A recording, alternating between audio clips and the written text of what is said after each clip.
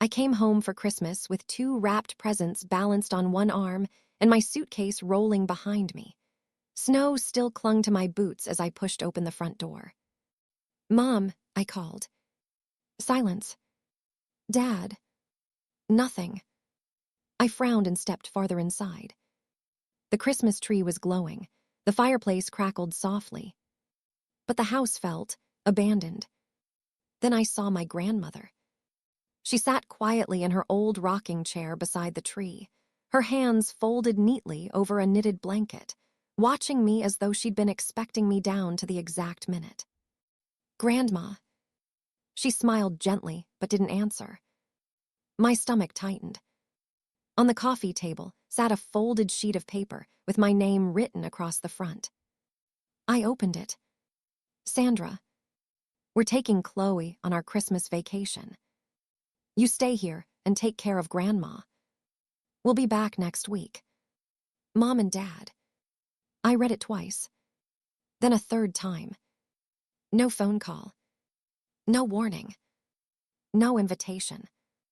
They had known I was driving 6 hours home from the children's hospital where I worked.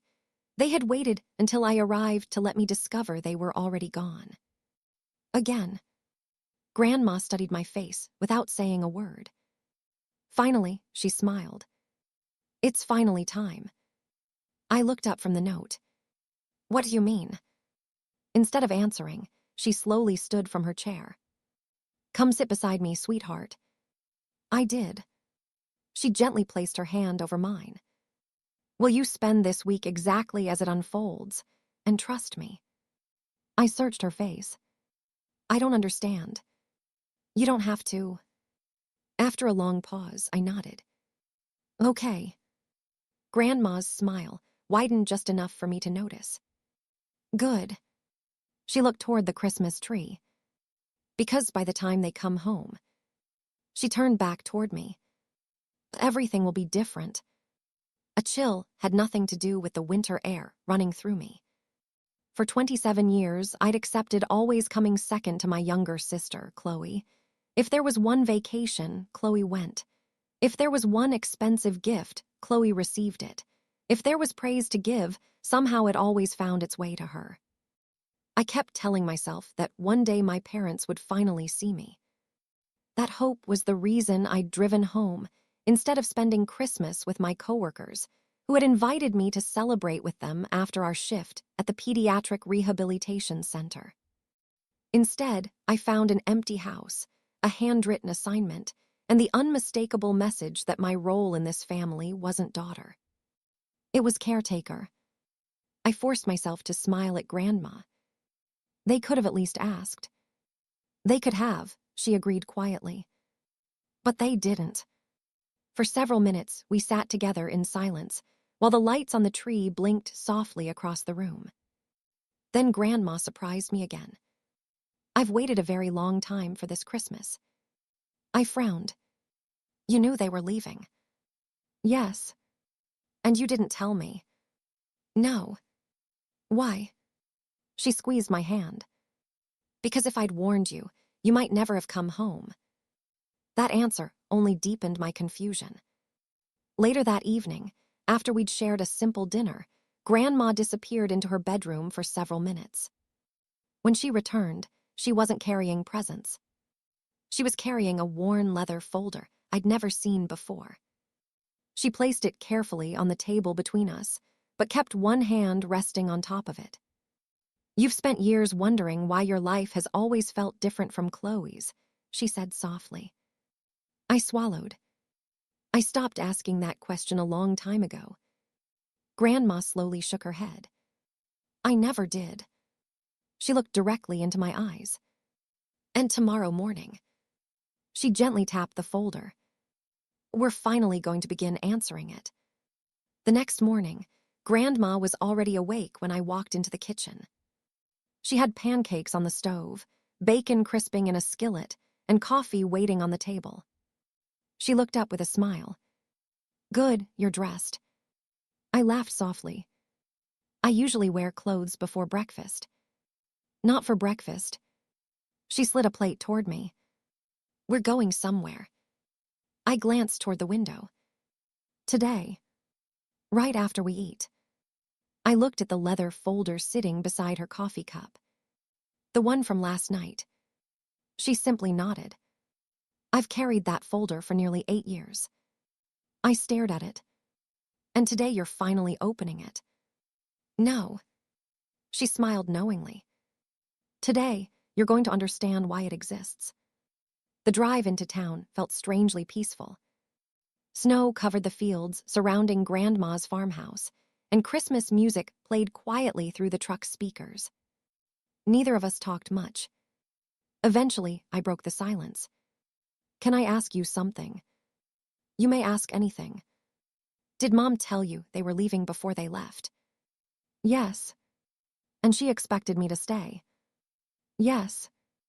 I gripped the steering wheel tighter. So I wasn't invited. Grandma looked out the window before answering. You were never meant to be. Those words landed harder than I expected. She wasn't trying to hurt me. She was simply telling the truth. After a few miles, Grandma asked me to pull over beside a small park overlooking the frozen river. We're early. For what? I want to show you something first. She opened one of the old photo albums she'd brought with her. I haven't looked through these in years. Neither had I. The first pages showed my parents' first Christmas together. Then my birth. Birthday parties. School concerts. I smiled despite myself. Then the pages changed. Chloe was born. Every vacation afterward seemed filled with her smiling face. Disney. Colorado. Yellowstone. Florida. Christmas cabins. Beach resorts. Page after page. I kept flipping. Then flipping faster. My smile disappeared. Where am I? Grandma stayed silent. I turned more pages. Every family trip. Every holiday. Every matching Christmas sweater. Every beach photograph. Every ski trip. There was Chloe. Mom. Dad. Sometimes cousins. Sometimes aunts and uncles. But almost never me. When I finally did appear, it was usually standing at the edge of a group picture. Or serving food. Or holding someone's coat. I slowly closed the album. I never noticed. Grandma's eyes filled with regret. You noticed. I looked at her. You just convinced yourself it wasn't intentional. She reached into another bag and handed me a second album. This one is different. Inside were photographs I'd never seen before. Pictures Grandma had taken herself. One showed 10-year-old me sitting alone on the farmhouse porch during Christmas.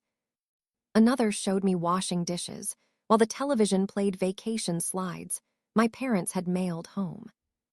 Another showed me helping Grandpa repair fences while my parents and Chloe smiled beside a cruise ship. I felt my throat tighten. You kept all of these. I kept everything. Why? Because one day I knew you'd need proof that your memories weren't wrong. I blinked hard. I always thought maybe I was just too sensitive. Grandma reached across the table and squeezed my hand. No. You were the child who kept getting left behind. For several quiet moments, neither of us spoke. Finally, Grandma sighed. I argued with your mother more times than I can count. I looked up. You did. Every birthday. She nodded. Every Christmas. Another nod. Every vacation. What did she say? Grandma's expression hardened. She always told me Chloe needed more attention. I laughed bitterly. And I didn't. You needed parents. The words stole the air from my lungs. Grandma carefully packed the albums away. Then she looked directly at me. We're going into town now. What for? We have several appointments. Doctor. She smiled. No. Then what kind? The kind your parents have been preparing for. I frowned. I don't understand. You will. She gently rested her hand on the leather folder again before fastening her seat belt. They've been preparing for years. She looked at me with complete certainty. So have I. The first stop wasn't the courthouse. It wasn't the bank. It was the office of Harold Foster, the attorney who had handled my grandparents' affairs for as long as I could remember. The receptionist looked up and smiled. Mrs. Bennet, Merry Christmas. Merry Christmas, Emily. She glanced toward me. And this must be Sandra. I blinked. You know who I am. Emily smiled. Mr. Foster has been expecting you. I looked at Grandma. You told him I was coming. I told him years ago. Before I could ask another question, Harold Foster stepped into the lobby. A man in his early 70s, with silver hair and warm eyes. Sandra. He extended his hand. It's nice to finally meet you. Finally. I shook his hand, more confused than ever. You've been expecting me. For quite some time. He opened the conference room door. Please. The meeting lasted less than 30 minutes. Most of it happened between Harold and Grandma. I hardly spoke. They reviewed documents, confirmed identification, checked dates, verified signatures that had already been prepared. Several times Harold asked only one question. Is this still your wish? Every single time, Grandma answered without hesitation. Yes. Finally, Harold looked at me. Your grandmother has been remarkably patient. I frowned. Patient for what? He smiled politely. I'm afraid that answer belongs to her. When we left the office, I expected to head home. Instead, Grandma pointed toward the opposite side of town. Next stop. There's another appointment. There are two. I laughed nervously. Grandma, what is happening? You'll understand by tonight. The financial advisor greeted Grandma like an old friend. Again, everyone seemed to know my name. Again, everyone acted as though my arrival had been expected. We reviewed investment statements I had never seen.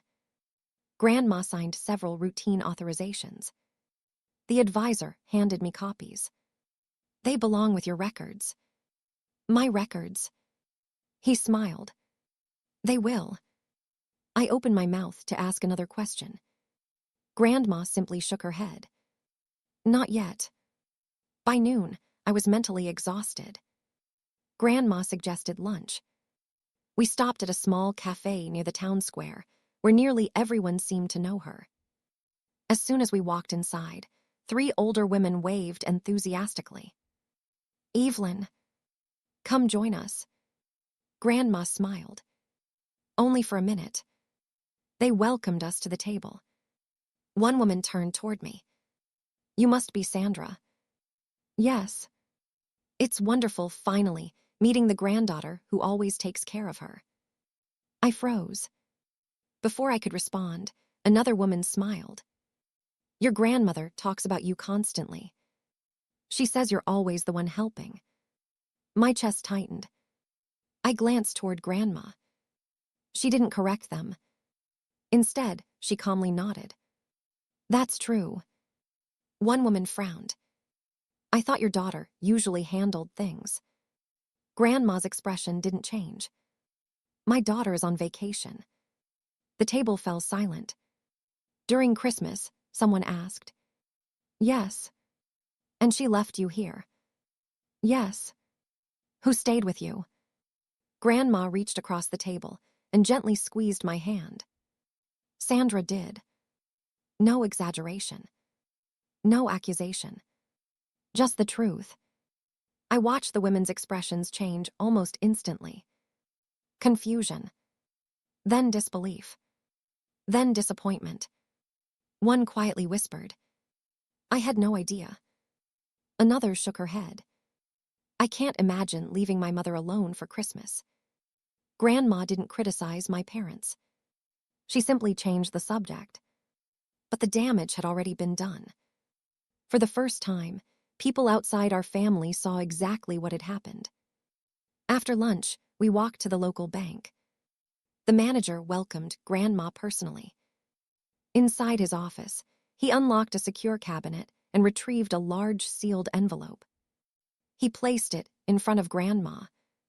"Everything is ready." She nodded. "Thank you." Then she slid the envelope across the desk. Not to herself. To me. My hands trembled. "I think you've got the wrong person." "No," Grandma said softly. "I finally have the right one." I slowly broke the seal. Inside sat a thick legal folder. On the very first page, my full name appeared in bold letters. I stared at the first page for several seconds before I could speak. "My name." Grandma nodded. "Keep reading." I turned the page slowly. The legal language was dense, but one phrase immediately caught my attention. "Successor trustee." Another page. "Executor." Another. "Medical power of attorney." I looked back at Grandma. This can't be right." "It is." "But Mom," Grandma gently interrupted. "Your mother assumed those roles would eventually belong to her." I swallowed hard. "And they don't. They never did." Harold Foster folded his hands across the conference table. "Your grandmother has revised her estate plan several times over the past 8 years." I frowned. 8 years? He nodded. Each revision reflected the same concern.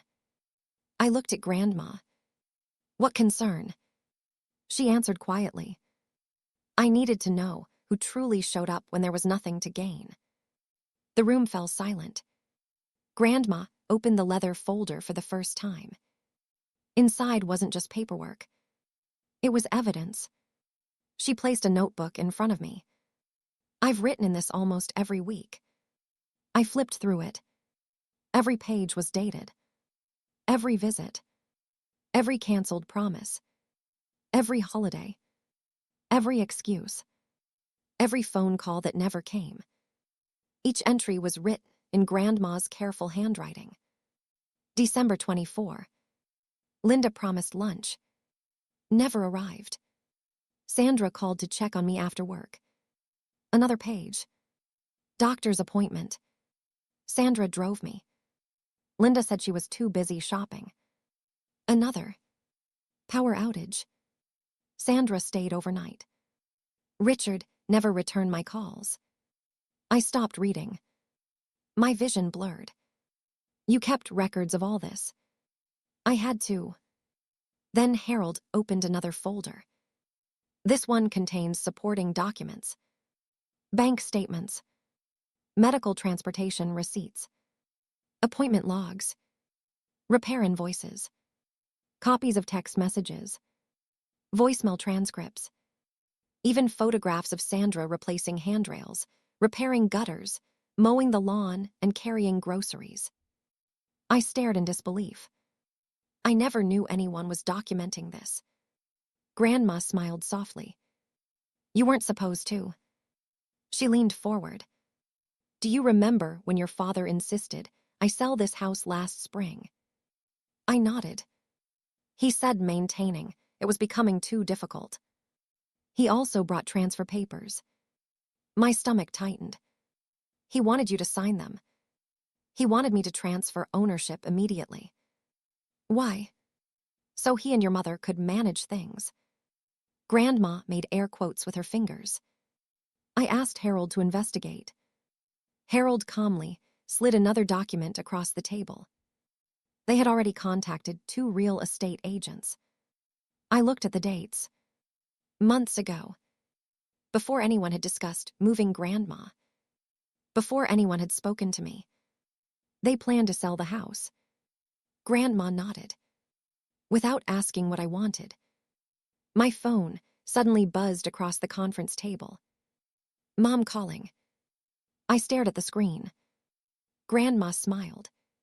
"You should answer." I put the call on speaker. "Hello, Sandra." My mother's cheerful voice filled the room. "How's Grandma?" I waited. She didn't ask how I was. She didn't ask how Christmas had been. She didn't ask whether we needed anything. Instead, she continued.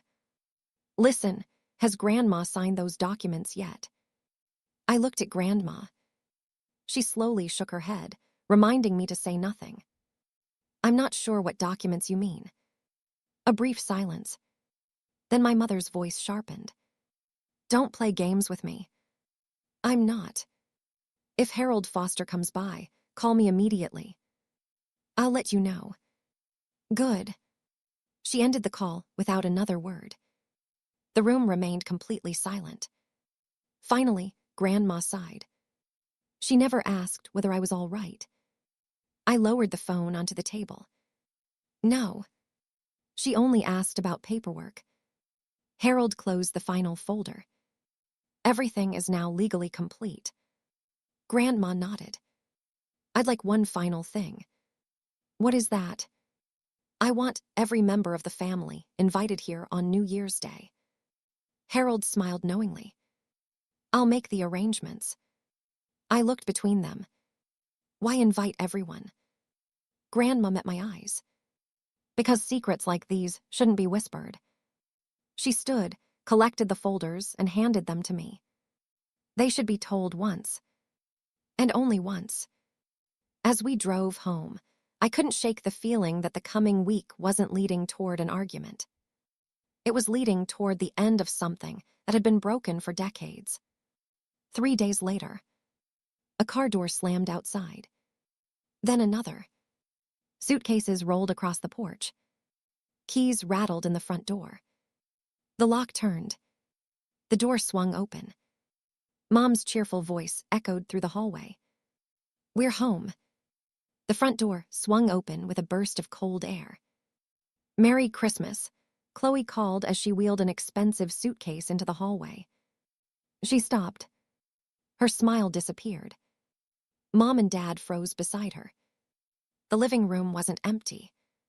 Grandma sat calmly in her rocking chair. Beside her sat Harold Foster.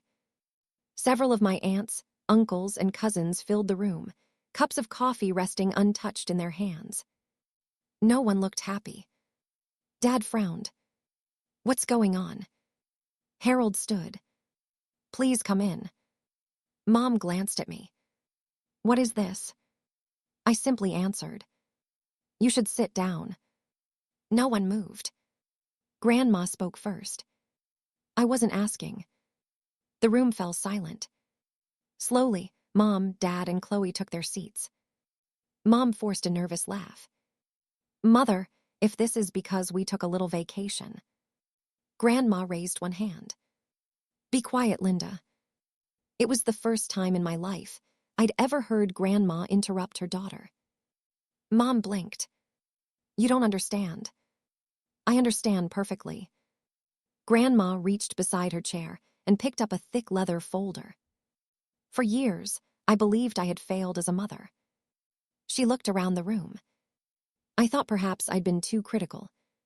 She slowly shook her head. I wasn't. Harold placed several folders on the coffee table.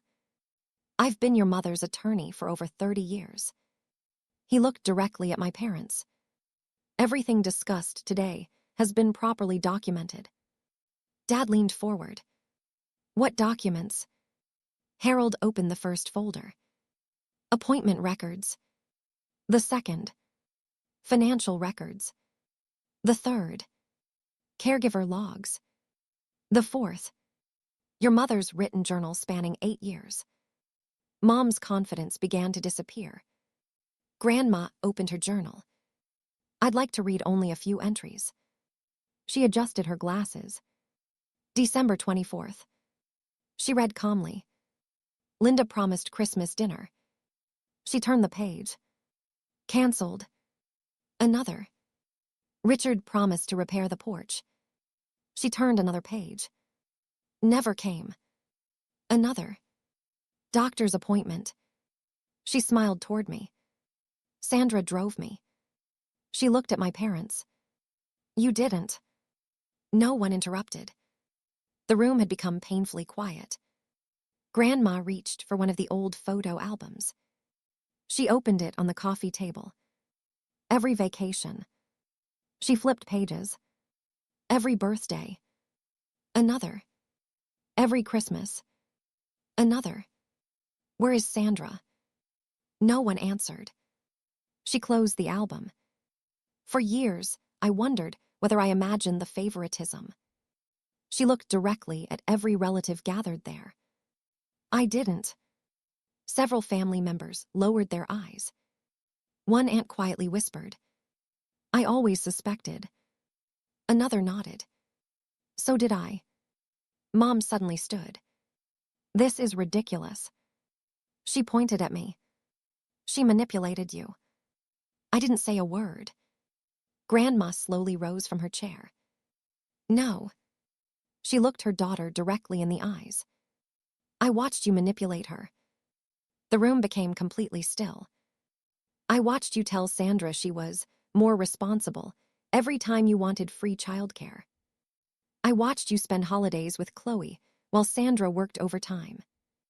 I watched you praise one daughter and assign duties to the other. And this Christmas, her voice became firm. You didn't even have the courage to ask. She picked up the handwritten note from the coffee table. You left instructions. Mom's face turned pale. Dad finally spoke. We only thought Sandra wouldn't mind staying. Grandma looked at him. You never asked. He opened his mouth. Nothing came out. You assumed. Harold stood once again. Mrs. Bennett asked me to finalize all remaining estate documents during your absence. Mom's eyes widened. What documents? He handed her a certified copy. She skimmed the first page. Then the second. Then stopped completely. No. Dad reached for it. His face lost all color. This isn't possible. Harold remained calm. It has already been executed. Grandma folded her hands. I have appointed Sandra as executor of my estate. She looked toward me with a gentle smile. My medical decision-maker. Another pause. My trustee. Then finally, the future owner of this home. The silence that followed seemed endless. Chloe stared at me. But, she looked at our parents. I thought this house. Grandma answered before anyone else could. You thought wrong. Mom's composure shattered. You can't do this. I already have. You owe us. Grandma's expression hardened. I owed you a chance. You spent years proving you didn't deserve another. Dad's shoulders slumped. We made mistakes. Grandma nodded. Yes. We can fix this. No. Her answer came without hesitation. You cannot repair decades of choices in one afternoon. For the first time since they'd walked in, Mom looked at me instead of the paperwork. Tears filled her eyes. Sandra, I'm sorry. The words hung in the room. I waited. She continued. We never meant. I quietly interrupted. You never noticed. She couldn't deny it. Because every page in Grandma's journals proved otherwise. One by one, our relatives began speaking. I remember Sandra missing Thanksgiving because she stayed with Grandma. I remember Chloe getting the cruise. I remember wondering why Sandra was never in the family pictures. The truth wasn't created that afternoon. It was simply acknowledged. Over the following months, everything changed. Grandma officially transferred responsibility for her care to me, exactly as she'd planned. I renovated the old family home, not to increase its value, but to preserve every memory Grandma wanted to protect. She established a charitable trust supporting elderly residents who had been abandoned by their families during the holidays. She asked me to oversee it. I accepted without hesitation. Mom and Dad received only the modest inheritance Grandma had decided years earlier. The house was never theirs. It never would be. Chloe eventually stopped asking whether Grandma might change her mind. There was nothing left to change. The documents were final. More importantly, so was Grandma's decision. She had chosen the person who showed up when no one was watching, not the ones who appeared when something could be gained. The following Christmas looked nothing like the last. The dining table was full. Laughter echoed through every room. Neighbors, cousins, friends, and children from the community gathered inside the old house. No one was left out. No one was treated as less important. Grandma sat in her rocking chair beside the tree, smiling as she watched everyone together. She reached for my hand. "You know what the best part is?" I smiled. "What?" "This is the first Christmas where no one was left behind." I looked around the room we had rebuilt with love instead of favoritism. For the first time in my life, I wasn't the daughter who had been left behind. I was finally home,